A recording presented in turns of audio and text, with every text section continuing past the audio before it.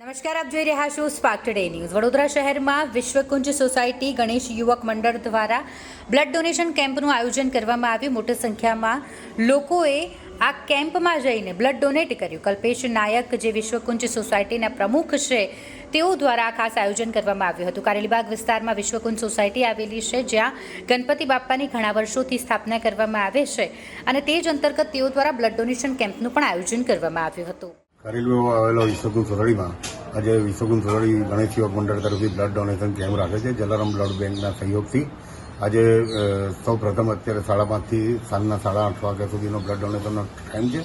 અત્યારે બહુ વિશ્વકુંજ સોસાયટીના મોટી સંખ્યામાં લોકો બ્લડ ડોનેશન કરશે એવી અમને આશા છે અને આજે સૌથી પહેલાં અમારા બિરાજભાઈએ શરૂઆત કરી છે અને જલારામ બ્લડ બેંકનો અમે આભાર માનીએ છીએ કે એમને સહકાર આપ્યો અને એક સારું અમારું ઉમદા ઉદાહરણ છે જે અમારા સમાજને ઉપયોગી થવું છે એ અમે પુરવાર કરવા માટે આ બ્લડ ડોનેશન કેમ્પનું આયોજન કર્યું।